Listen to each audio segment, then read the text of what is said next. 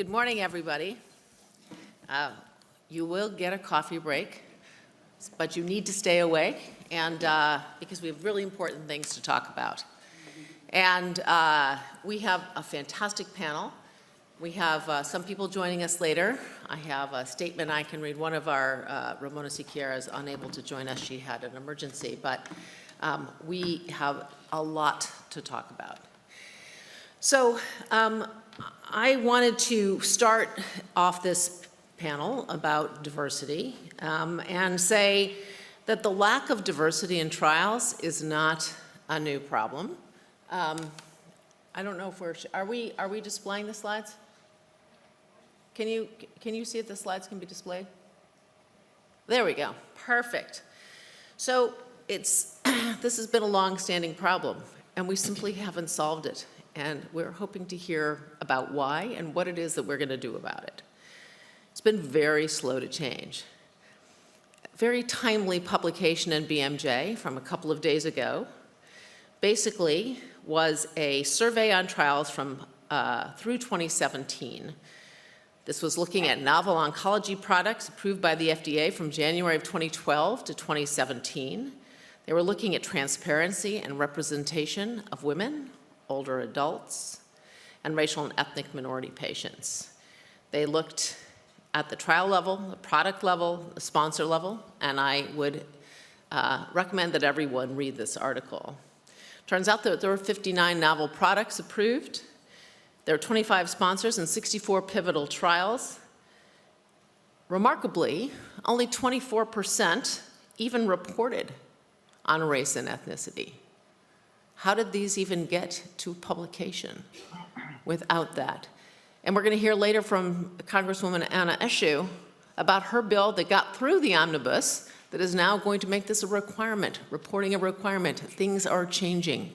And we on this panel collectively are going to make sure that things change. So let's go to the next slide.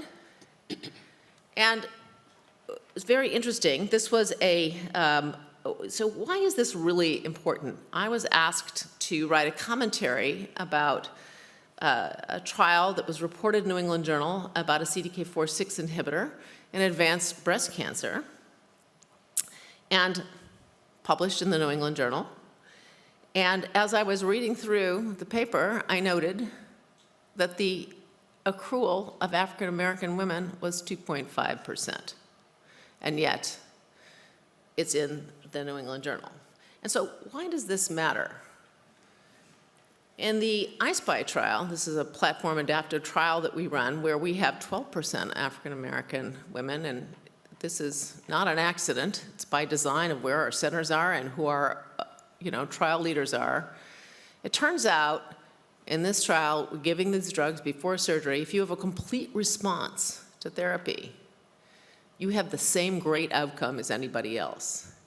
But surprisingly, where people really are in trouble, if you do not, so down here in this lower right-hand graph, if you have hormone receptor positive disease and you do not have a complete response to therapy, your chance of dying is 2.5 times higher if you are African American than if you are white. And yet, enrollment of African American women in that pivotal trial that was about this very topic was less than 2.5%. So how is that, right? And this everybody benefits from greater knowledge. We have just simply not achieved this goal. So this is one of the reasons, just one example of why we're talking about this today. So we have 4 panelists, Dr. Ramona Siqueira, the president of Takeda Pharmaceuticals, and the incoming board chair of PhRMA, the Pharmaceutical Research and Manufacturers of America, has had an emergency and is unable to join us, but has sent me some of the comments that she wanted to make. She, by the way, is the first woman in pharma's history to be the board chair, and she currently serves as the president of Takeda Pharmaceuticals. We're also joined by Dr. Michael Drake, who's the president of the University of California and a long-term colleague and friend, He was on the UCSF faculty in ophthalmology and then went on to become the chancellor at Irvine, president of Ohio State, and we are so fortunate to have him as the president of UC, and a physician himself and an academic leader, outspoken and will pull no punches. He is in a position to discuss why this problem has persisted, who we're training and why it matters, and what institutions can do about it. Ricky Fairley, to his left, founder and CEO of Touch, the Black Breast Cancer Alliance. She has founded and is pushing a communication strategy when we trial that all of us should be joining her on to explain why we need clinical trials and why Black women in particular need to be part of this movement. She's just an amazing advocate. She's a triple-negative breast cancer survivor working on demystifying trials for Black women. If you haven't met her, you have a rare treat. She's fierce and effective, and she is making a difference. We are also very fortunate to have Dr. Sohail Rao. He is the Executive Vice President for Research and Leadership Development and the founding CEO of DHR Health Institute for Research and Development, Doctors Hospital Renaissance. He's going to explain, this is a large hospital at a border town in Texas, Edinburgh, Texas, and has been remarkably successful in recruiting patients to trials. Their population is 90% Hispanic and 80% underserved. But they have made research a priority. We're going to learn how that happened and why that matters. And then finally, in about 10 minutes, we're going to be joined by Congresswoman Anna Eshoo, who is the chair of the Healthcare Subcommittee under Appropriations, very powerful position, or at least she was until the things change, so she will be the ranking member, she'll be the ranking member, but has successfully introduced the legislation that will make it impossible for people to fail to be transparent about who they're accruing. And hopefully we'll talk about the Clinical Trial Coverage Act, making sure that gets through in this next contentious Congress. Okay, so Hal and Congresswoman Eshoo, thank you so much for joining us. We're going to go to Sohail, and then we're going to go to you next. Okay, Sohail, what do you think has been responsible for the persistence of this problem? And then in our second question, we're going to talk about how people are going about change. Go ahead, Sohail. Good morning. My apologies for not being there in person. Mother Nature had different ideas. But thank you, Laura, for inviting me to this particular meeting. Let me put this in context of who we are and where we are headed.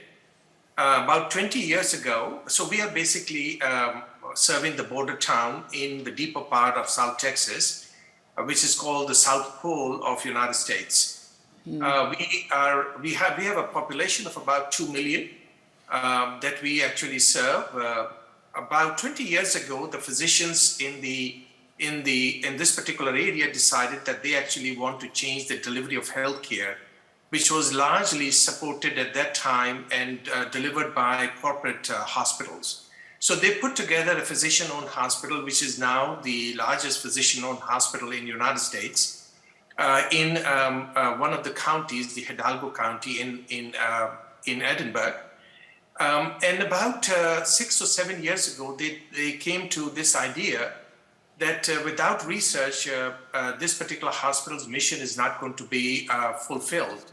It's a level 1 trauma center. It has comprehensive stroke program. It's the only solid organ transplant program in the south of Texas, south of San Antonio. So they actually invited me to set up this non-for-profit research institute. When I joined in 2019, we were actually doing 11 studies, most of which were quality studies, retrospective QI interventions. We are today, I just closed 2022 with a little over 290 studies funded by the NIH, by the federal agency, you name any pharmaceutical company out there or CRO. We have master agreement and affiliations with them. This is a very unique region.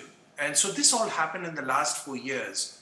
When I joined, we were 4 people, including myself. We are now close to 50 people in the Research Institute.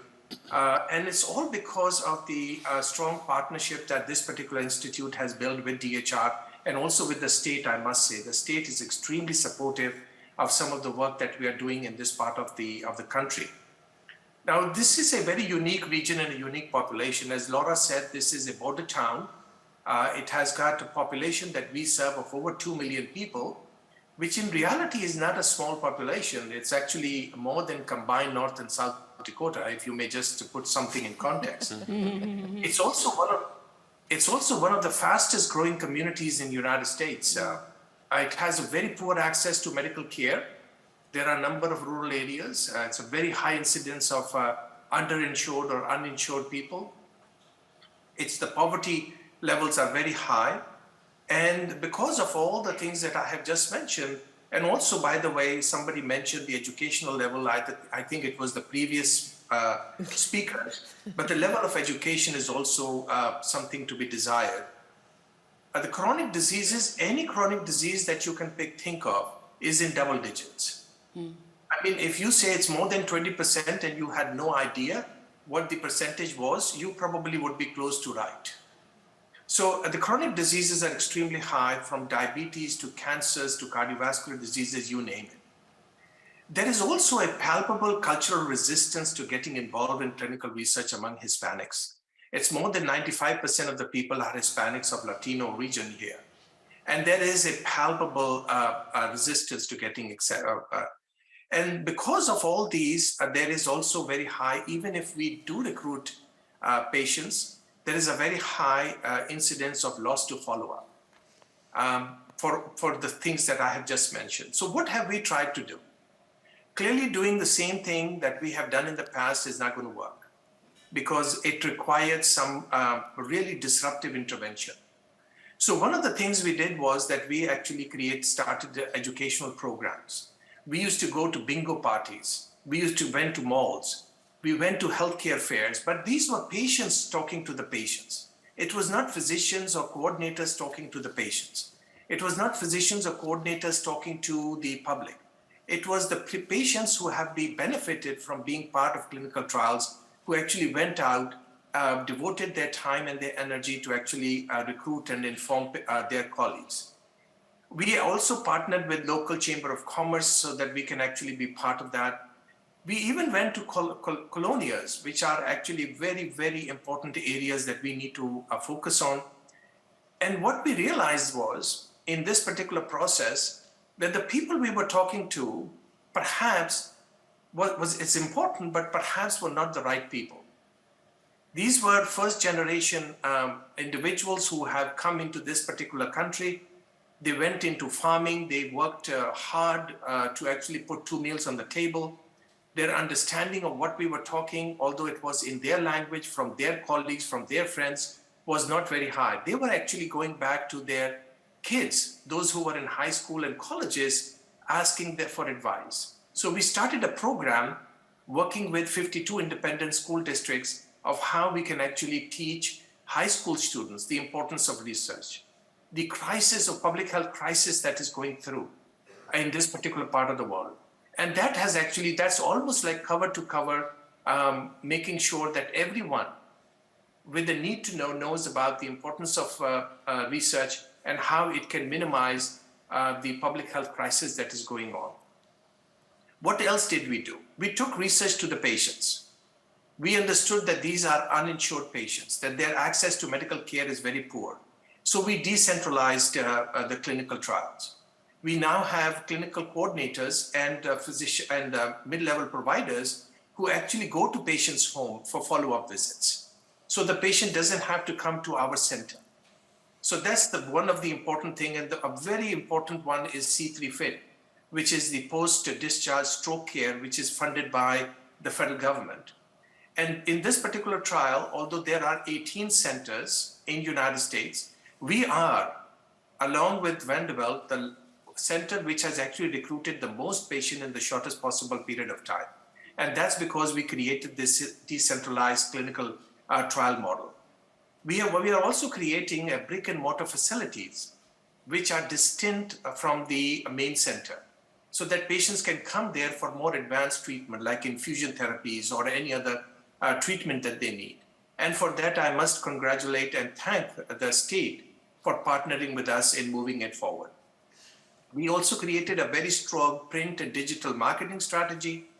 And I think that combination of all of those have actually helped us in reaching out to more people in the community and to being more receptive to the needs of the community in terms of getting them involved in clinical research. And I'll stop there, and if there is any question, I'm more than happy to respond.